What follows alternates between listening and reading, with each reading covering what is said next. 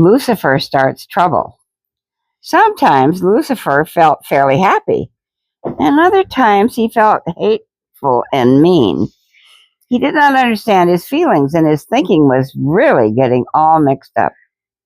Since he had made up his mind that he was supposed to be treated just the same as God the Son, he refused to be satisfied with anything less. It seemed to him that God wasn't ever going to treat him right. At least he was too slow getting around to it to suit Lucifer. So Lucifer decided to do something about the situation himself. Then he began to work on his scheme. Let's suppose first he came upon an angel practicing on his harp in a corner of a lovely garden. "That is a beautiful piece you are playing," said Lucifer, with his most charming smile.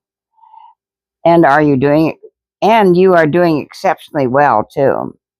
"Oh, thank you, sir," replied the angel, pleased and flattered to think the great Lucifer would notice him and compliment him. Then he looked at Lucifer admiringly. "It should be a very beautiful piece, sir, for you wrote it yourself.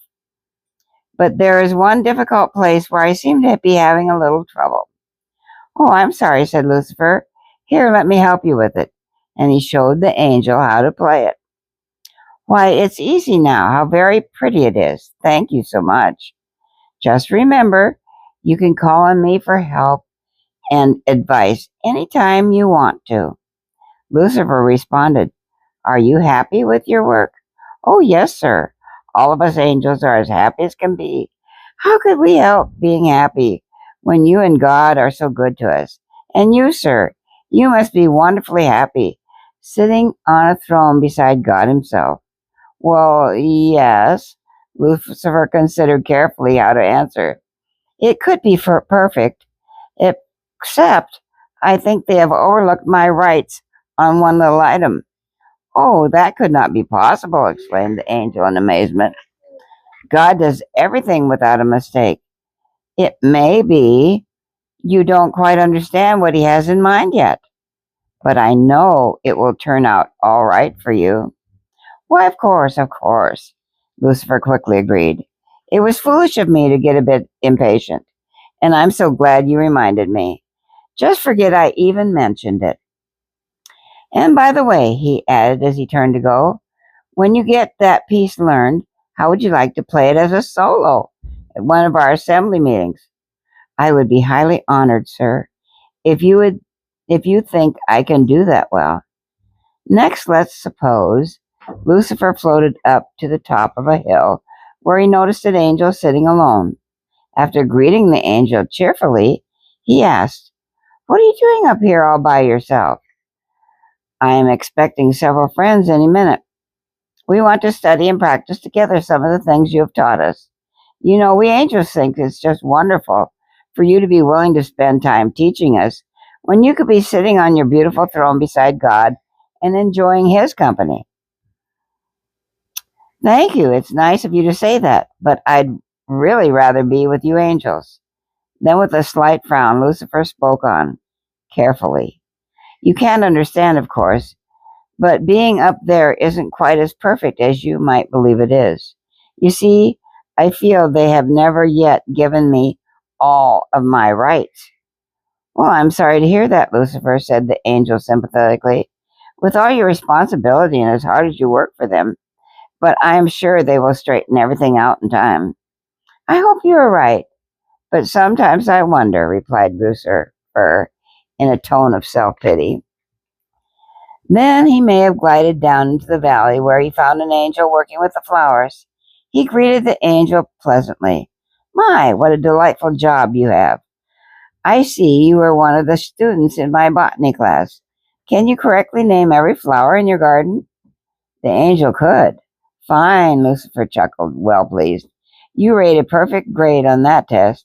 You are a good student." "I have an excellent teacher," responded the angel with smiling admiration. Lucifer put on a rather long face and sighed. "Sometimes I think I'd rather trade places with you. Some of the angels have hinted to me that they think God is somewhat unfair to me." A questioning look came over the angel's face. I've never heard any of them say that, he said. Oh, no, of course not. Lucifer hastened to explain. I told them it was wrong to talk like that. We must be loyal to God, even if it might be true that he needs to improve certain situations.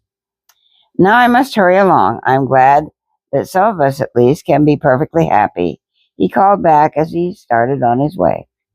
The angel stood watching him out of sight with a puzzled expression on his face. I wonder just what Lucifer meant, he thought. So Lucifer went on and on from angel to angel. He tried cunningly to confuse their thinking and to find out which ones might sympathize with him. Now, let's try to picture what happened in the throne room. I can imagine that God the Father turned to God the Son with sorrow in his voice. He was sure the Son must have noticed that Lucifer did not spend as much time with them as he used to. The Son nodded yes, he had noticed. You know the reason, of course, the Father said. They looked at each other, and each knew what the other was thinking. It had happened. The thing they knew might happen if they created beings who could decide for themselves whether or not to obey the rules. An expression of deep grief passed over the Son's face, and he bowed his head in his hand. Oh, why did he have to be the one, their beloved Lucifer, the one they made the very finest and wisest possible, so that he could be their special friend? They even let him sit with them near the very throne of God. The Son went down to visit among the angels as usual, so that they would know God had not changed, but loved them as much as ever. When the Son returned from visiting among the angels, he reported to the Father. It seemed Lucifer's hints of God's unfairness had some of the angels a bit confused. They trusted God, and they trusted Lucifer, so they did not know just what to think. Now then, said God the Father, we will have to think of some plan to let them know the truth and give each one a chance to choose for himself. Also, added the Son, we will continue to show them our love and help them in every possible way to make the right decision. So it was agreed. They set themselves to plan what to do. Margie looked very thoughtful after Aunt Trudy finished the story. When we were at Grandpa's farm, we had a big argument with our cousins. Grandpa said all the trouble in the world started because one person thought he was more important than anyone else.